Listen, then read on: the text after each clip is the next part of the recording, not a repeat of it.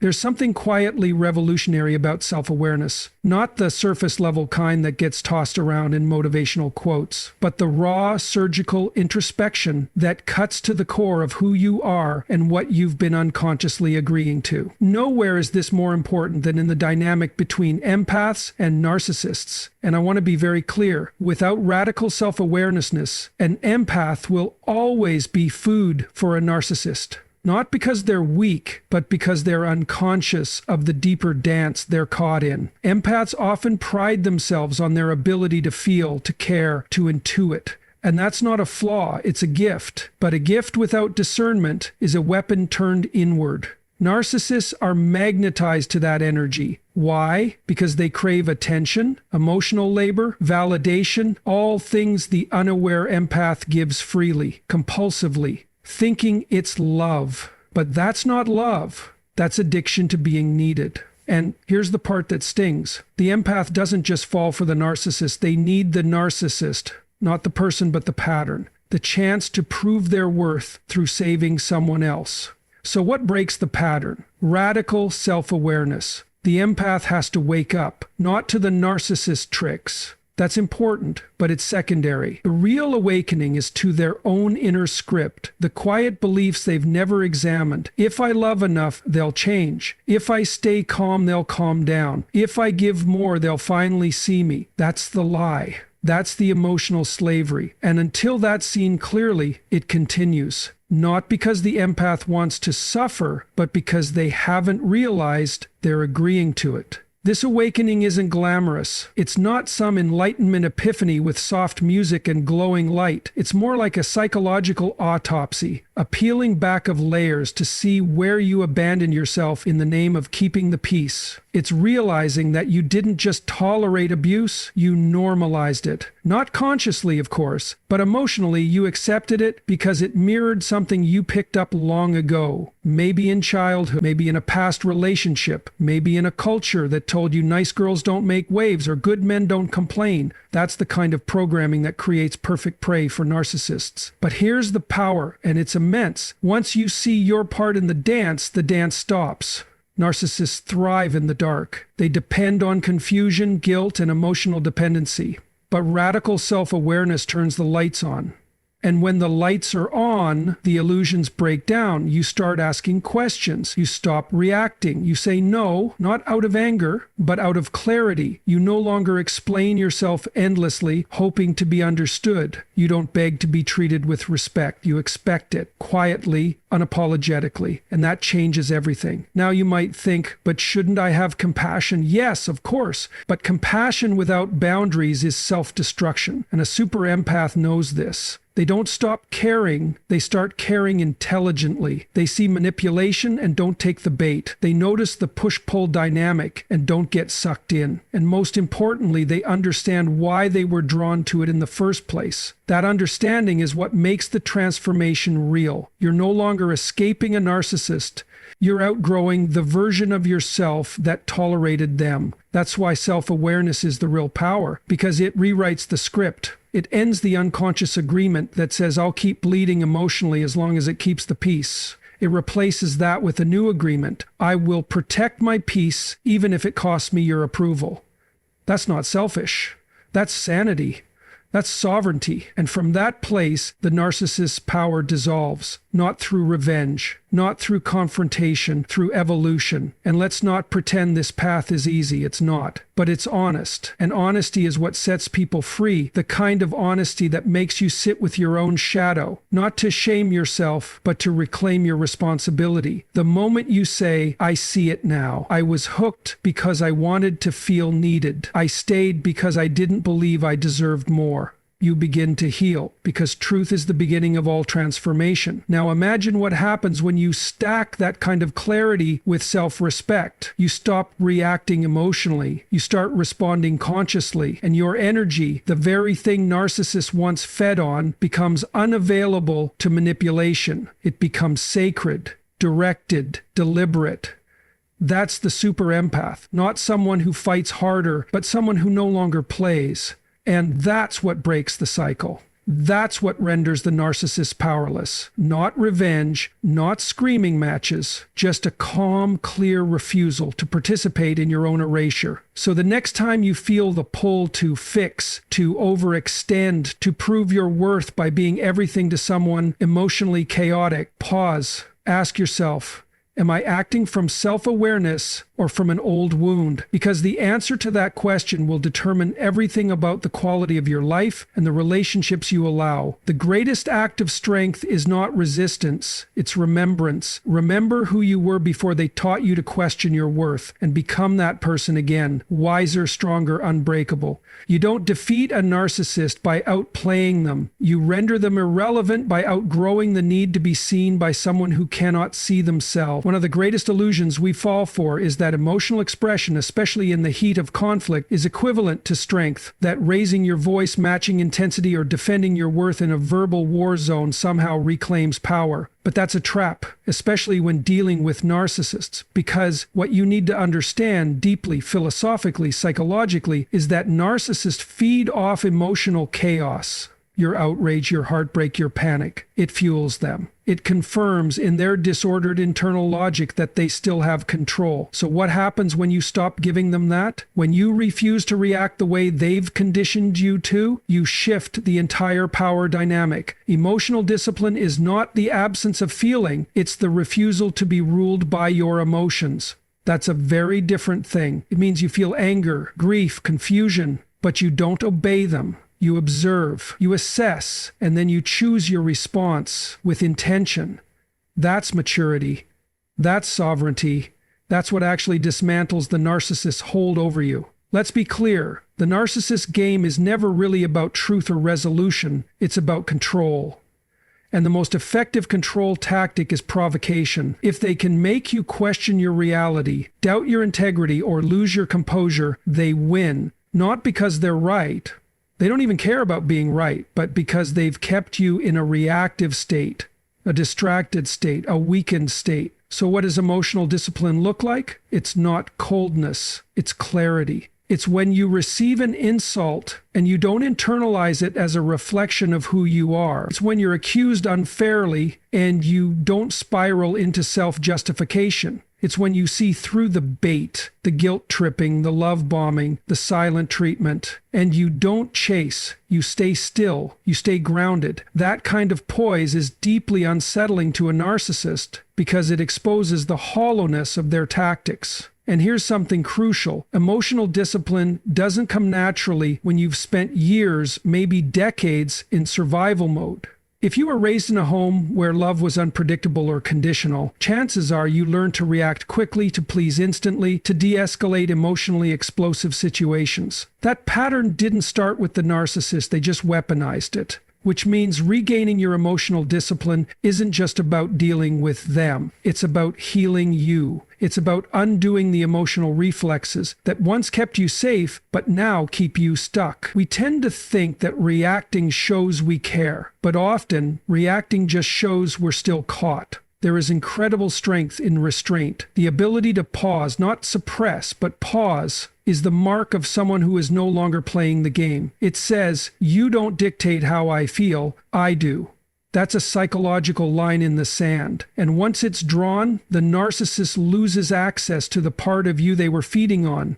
Your volatility, your need for closure, your emotional vulnerability. This doesn't mean you become robotic or detached from your humanity. Quite the opposite. It means you take back authorship of your nervous system. You stop letting their chaos co-author your internal state. You no longer outsource your emotional regulation to the whims of someone who thrives on your destabilization. Now, let me say this. Emotional discipline is not about ego. It's not about proving you're unbothered or superior. It's about peace. True peace, the kind that doesn't need to win the argument because it's already won the war inside, the war between your higher self and your wounded self. When that inner battle ends, the narcissist becomes irrelevant. Not because they changed, but because you did.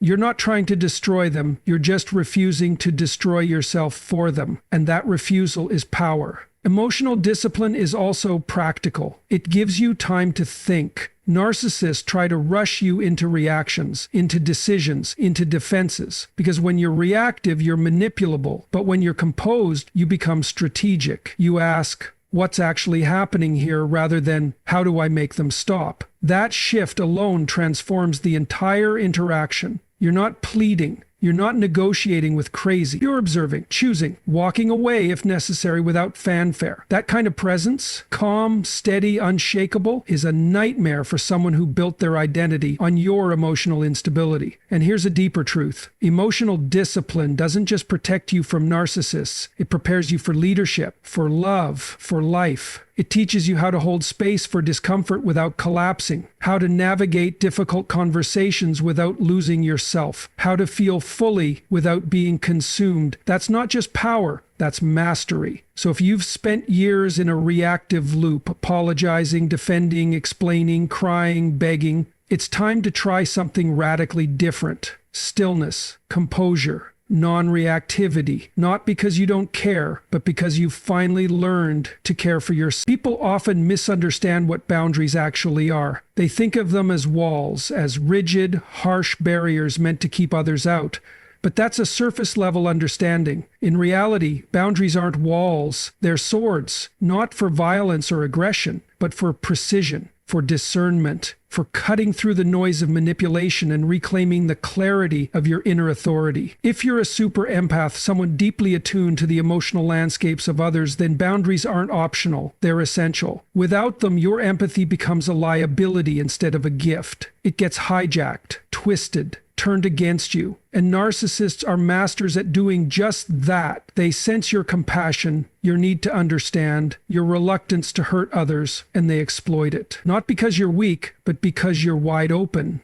You're available. And unguarded empathy in the presence of a manipulator is not kindness, it's surrender. So we need to reframe boundaries, not as coldness, not as selfishness, but as the structure that allows love, real love, not distorted dependence, to actually survive. You don't set boundaries to punish others. You set them to protect the sacred, your energy, your values, your time, your mental clarity. You set them to honor your inner compass. Because when that compass is spinning, when you're saying yes to things that exhaust you and no to the things that call you forward, you start to dissolve. You vanish from your own life. And it's always subtle at first. You make small compromises. You keep the peace. You rationalize their behavior. You silence your intuition in exchange for temporary calm. But over time, you begin to feel hollow, disconnected from yourself, like you've betrayed something essential, not to appease them, but to avoid confrontation, rejection, or guilt.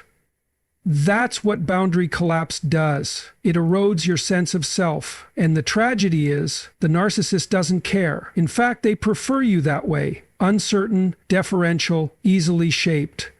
Because then you're easier to control. You're pliable. You're useful. So the sword comes in. And it's not swung with rage, it's held with clarity, with conviction. It says, this is who I am, this is what I allow, this is what I don't. Not as a performance, not as a threat, but as a declaration of self-respect. Because once you start honoring your own limits, everything shifts. The narcissist will test you. They have to. That's their playbook. But when you don't fold, when you don't chase, when you don't explain yourself to someone committed to misunderstanding you, something fascinating happens. They lose interest. Not because you defeated them, but because you're no longer useful. You've stopped playing the role. And this is critical. Boundaries are not just for the people around you, they're for you too. You need boundaries with your own impulses, your own guilt, your tendency to overgive, over-explain, overextend. Because the real war isn't just with the narcissist, it's internal. It's between your need to be loved and your need to be whole, your desire to belong and your desire to be free. And every time you set a boundary, you're choosing wholeness over approval. That's maturity, that's spiritual courage, But it's hard, because when you've been programmed to believe that love is earned through self-sacrifice, boundary setting feels like cruelty, like abandonment, like betrayal, especially if your upbringing trained you to be hyper-attuned to the emotional states of others, especially if saying no was met with punishment, withdrawal, or shame. So yes, this is about narcissistic abuse, but it's also about reparenting yourself, about learning, maybe for the first time, that you're allowed to exist as you are, with limits, preferences, needs, and deal breakers. And here's the deeper psychological reality. People don't respect what you don't enforce. You can speak about your boundaries all day long, but if there are no consequences, no action, no follow-through, then it's just noise, empty words. Narcissists know how to wait you out. They count on your inconsistency. They bank on your empathy overriding your principles. So every time you draw a line and then step back from it, you train them and yourself to see your limits as negotiable. But when you hold your boundary, even through discomfort, even through fear, you send a different message, not just to them, but to yourself. I am not for sale. I do not abandon myself to maintain an illusion of peace. That message, repeated through action, begins to rewire your nervous system. You stop seeing conflict as danger and start seeing it as information. You stop internalizing guilt and start respecting your own values. That shift is radical, and it changes your entire trajectory. Boundaries, then, are a form of truth-telling, a way of saying, this is my sacred space, and not everything or everyone gets access. That's not arrogance. That's stewardship of your soul, of your purpose, of your peace. So if you've spent your life walking on eggshells, trying not to upset the narcissist, trying to be the one who holds it all together, maybe it's time to stop carrying that weight. Maybe it's time to stop apologizing for needing space, clarity, silence, or freedom. You don't owe your life to anyone who treats your kindness as currency. You owe it to yourself to wield your sword, not to wound, but to protect. Because at the end of the day, your boundaries don't make you harsh, they make you whole. We live in a culture that romanticizes reaction. We equate loudness with strength, dominance with confidence, and escalation with winning. But none of that is true in the deeper psychological sense. What looks like power on the surface is often just chaos in disguise. And this is where the super empath, when truly integrated, becomes an entirely different force. Not because they react harder, but because they choose not to react at all. That restraint, that calm, grounded disengagement, it's not weakness, it's strength, distilled. A kind of moral and psychological sovereignty that cannot be provoked, baited, or manipulated. That's what makes a super empath dangerous, not to the innocent, but to the narcissist. Because the narcissist feeds off reaction. They need it. They're addicted to the emotional energy of others, especially from those who feel deeply. Their entire psychological ecosystem is dependent on your engagement. Your anger, your confusion, your pleading, your need to explain yourself. All of it is fuel. It gives them the illusion of relevance, control, superiority. But the moment you stop reacting, the entire game collapses. You have to understand, narcissistic individuals are not operating on the same emotional frequency as you. Their emotional landscape is transactional, mechanical. If they provoke you and you lash out, they win. If you break down, they win. Even if you try to reason with them, thinking that clarity will lead to understanding, they still win, because now you're on the defensive. They don't need to be right. They just need to keep you spinning, because as long as you're spinning, you're not thinking clearly. You're not standing firm. You're not free. Now, here's where it gets tricky. If you're an empath, you're wired to respond. You're wired to care. You feel the distortion in the dynamic, and your instinct is to fix it, to bring truth to confusion, to inject calm into chaos. But when you try to do that with someone who thrives on the distortion, you're not healing the situation, you're entrenching yourself in it. It becomes a trap. And the harder you try to resolve it, the deeper you sink. That's why disengagement is not abandonment, it's not cruelty, it's clarity. It's saying, I see what's happening here. I understand the pattern, and I will no longer participate in it. You don't need to slam the door. You don't need to scream. In fact, that's what they're hoping for. All you need to do is stop feeding the mechanism. And when you do, it's incredibly disorienting for the narcissist because you're no longer dancing. You're no longer on the hook. You've broken the loop. And that's when they either escalate in desperation or they detach in defeat. Either way, you've reclaimed your agency. Now, let me be very clear. Disengaging doesn't mean you don't care. It doesn't mean you shut down emotionally or become indifferent to suffering. Quite the opposite. It means you recognize that your compassion has to be strategic, that not everyone deserves access to your inner world. And more importantly, that not everyone can meet you at the level of emotional integrity you live by. That's one of the hardest lessons for the empathic mind to learn. That not everyone wants healing. Not everyone is interested in truth. Some people are invested in their dysfunction because it gives them control, power, a sense of identity. And no amount of empathy can redeem someone who isn't willing to confront themselves. That's not your failure. That's their refusal. So what does it look like practically to disengage and disarm? It means you no longer argue with lies. You no longer explain your value. You no longer negotiate with someone who keeps moving the goalpost. You stop trying to prove yourself to people who are committed to misunderstanding you. You preserve your energy. You return to your center. You allow their distortion to collapse under its own weight because it will. It always does. And more than that, you disarm them, not by attacking, but by refusing to play. That's the paradox. In not reacting, you become untouchable. And it's not because you're cold or distant, it's because you've become clear. You're no longer accessible to manipulation. And when a narcissist loses access to your emotional energy, they lose power. Not just over you, but often over others who were watching. Because your disengagement exposes the dysfunction. It highlights the absurdity of the game. You see, clarity is contagious. When one person chooses not to react, it gives others permission to pause, to observe, to think. That's how systems start to unravel, not with a bang, but with silence, stillness, a refusal to carry the lie any further. That's the real power of the super empath. Not their ability to feel everything, but their ability to discern what's worthy of feeling, what's real, what's sacred, and then choosing again and again to act in alignment with that truth, no matter how loud the noise becomes. So if you've ever been called too sensitive or told that you overreact, understand this. Your sensitivity is not the problem. It's the context.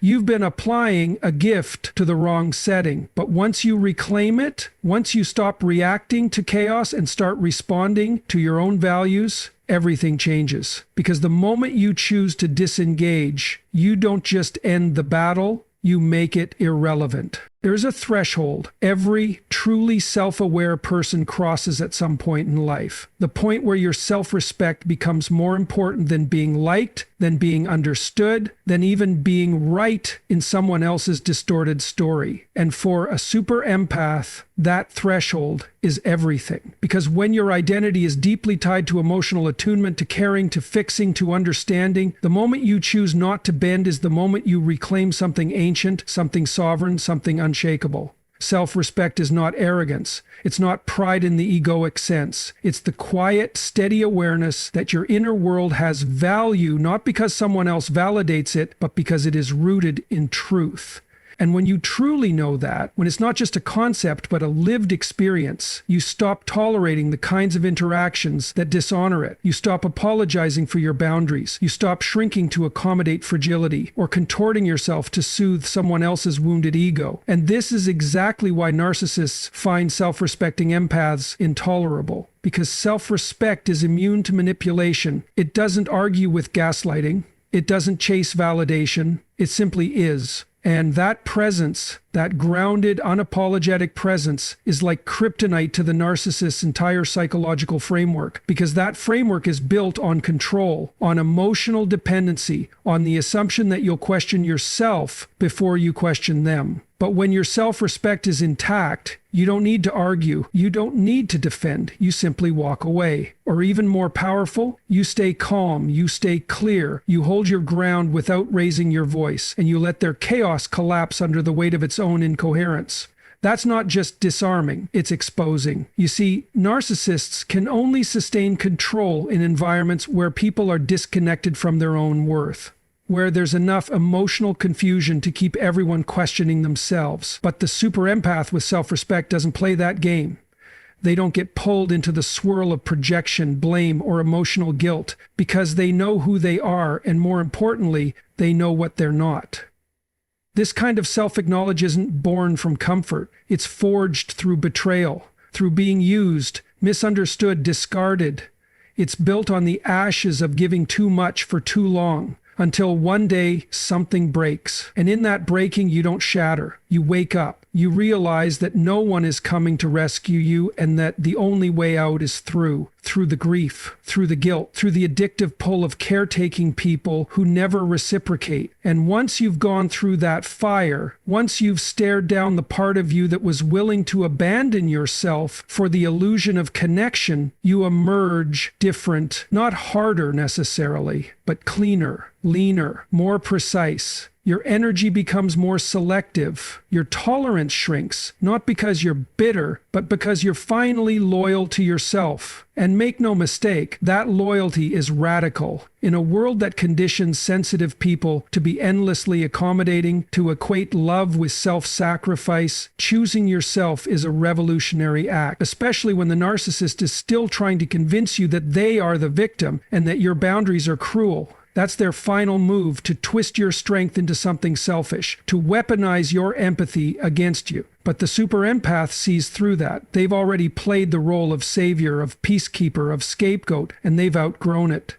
They no longer confuse guilt with love. They no longer see suffering as proof of loyalty. They understand that real love is mutual, it's accountable, it's rooted in truth, not in performance, not in silence, not in submission. And so the empath evolves. They stop explaining themselves. They stop overgiving. They stop internalizing the narcissist's projections. And what's left is clarity. Piercing, uncompromising clarity. Not just about others, but about themselves. They know what they bring to the table. And if someone isn't ready to meet them there, emotionally, spiritually, psychologically, they don't beg, they don't plead, they don't chase, they walk, or better yet, they stand still and let the dysfunction walk itself out. Because here's the secret most people don't want to admit. Many toxic dynamics only survive because we keep making exceptions. We keep betraying ourselves in the name of compassion. But the moment you stop doing that, the moment your self-respect becomes your bottom line, everything changes. The narcissist doesn't know what to do with someone who won't self-abandon. They panic, they escalate, they attempt one last manipulation. But when that doesn't work, they're left with nothing, because they don't know how to connect without control. And without your emotional participation, their power dissolves. So if you're a super empath and you've ever wondered why certain people push back so hard the moment you draw a boundary, know this: it's not because you're wrong, it's because you're finally doing something right. You're upsetting the balance of a dynamic that was never balanced to begin with. And that's a good thing. That's how healing begins, not just for you, but for everyone who watches you reclaim yourself and realizes, maybe I can do that too. Because when your self-respect becomes non-negotiable, you don't just protect your peace. You remind the world that real power doesn't shout, it simply refuses to kneel. You said, expand Keynote 6 into a 850-word segment that flows naturally within the overall speech, aligning seamlessly with the other key points. The tone should be intellectual and authoritative, yet accessible, mirroring Jordan Peterson. The language should be clear and direct, with a focus on psychological and philosophical depth. Avoid any formal headings, keeping the delivery conversational, as if speaking to an audience in a lecture or interview format. Conclude with a powerful, concise closing statement that leaves the audience with something to reflect on, motivating them to act on the insights shared. Write on chat ChatGPT said, absolutely. Here is an 850-word expansion of Keynote 6. A super empath transforms pain into power. They don't stay broken, written in a clear, direct, and intellectually engaging tone. There's a lie many people unconsciously accept, and it's this, that sensitivity equals weakness. That if you feel deeply, you must be fragile. That if you break, you stay broken. But this is simply not true. And the super empath is living proof. The super empath is not someone who's never been hurt. In fact, quite the opposite. They're usually people who've walked through psychological hell, not once, but many times. They've been betrayed, gaslit, discarded. They've carried guilt that wasn't theirs. They've questioned their worth, their sanity, their reality. And they've done it all while still caring about the people who hurt them. That's not weakness. That's an incredible, almost unfathomable depth of strength. But here's where things become powerful. At some point, the super empath stops identifying with the pain. They stop allowing it to define them. They realize that the wound was never meant to be a prison. It was meant to be a passage, a brutal, clarifying initiation.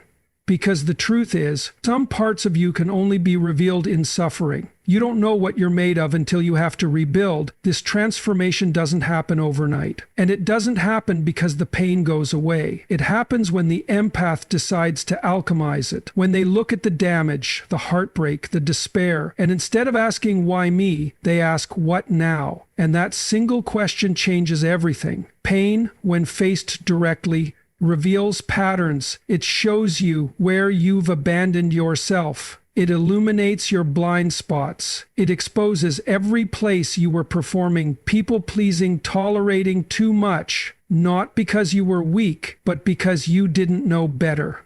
And when you do know better, the responsibility shifts. That's where power begins, with radical self-honesty. Most people avoid this. They numb, distract, blame, but not the super empath. They go inward. They journal, they cry, they scream, they sit in the fire. And in doing so, they retrieve parts of themselves that were lost. They reconnect with the part that sees clearly, the part that says, never again. And when that voice emerges, when it becomes louder than the voice of fear, guilt, or shame, they rise. Not as victims, not as survivors, but as people who chose to become conscious in a world that profits from unconsciousness. Now, let's be clear, transformation doesn't erase the scars, but it redefines their meaning. The empath no longer sees their past as evidence of failure. They see it as curriculum, as training, as refinement, and more than anything, they see it as fuel. This is where their power comes from, not from pretending to be invulnerable, but from knowing they're unbreakable because they've been broken.